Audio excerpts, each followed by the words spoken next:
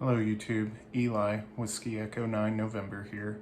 This video is about restoring a Vibroplex original bug key that I was given by a fellow ham. It was in a pretty rough shape, and as you can tell throughout the video, my process for restoring old bug keys. This is the second key that I've restored recently. And I have a very methodical process that I follow to restore the key and remove any tobacco or dirt or rust. And what I solely rely on is Dawn dish soap and Right silver polish.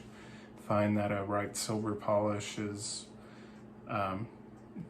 just the right polish to be able to remove all the dirt and grime and actually bring the chrome and brass and all the other fixtures on the Vibroplex key to shine and look new again.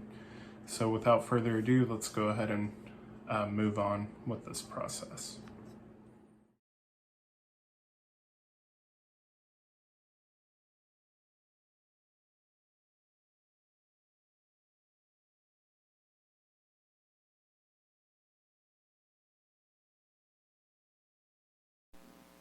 So the first thing you want to do is disassemble the key, remove all of the parts, and carefully keep track of where they go.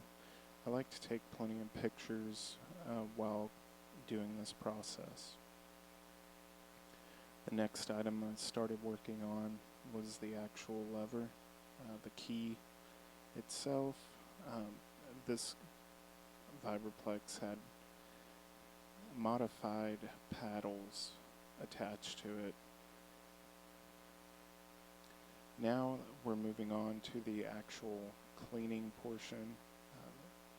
This is the Right silver polish. I just use an old toothbrush.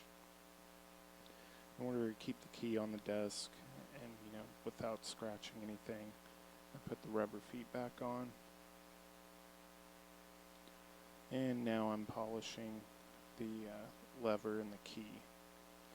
And all it takes is a little scrub, and then what I like to do after the scrub is I wash the parts just with soapy water to remove the polish.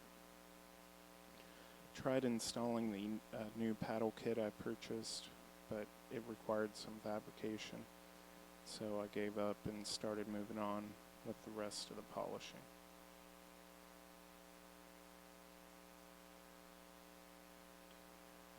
I like to scrub the springs, all of the contacts. I'm very careful with the brass end of the contacts, making sure they're not worn out or I get too much polish on them, because you do want to be very careful with them.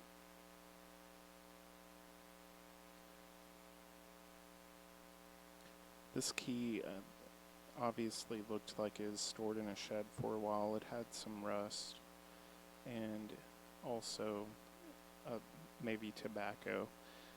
One thing I always run into on the older gear is the amount of nicotine that's baked onto them, especially radios. So now I'm moving on to reassembly of the key.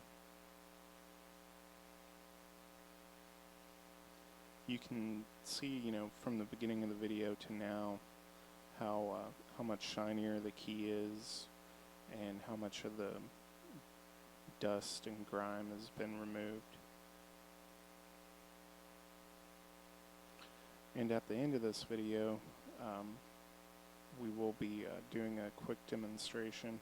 I still need to adjust the springs on the key, but with field day this past weekend, I was able to use it for a couple contacts and demonstrate how removing everything and then putting it back together doesn't affect the functionality, and you have a great looking key afterwards.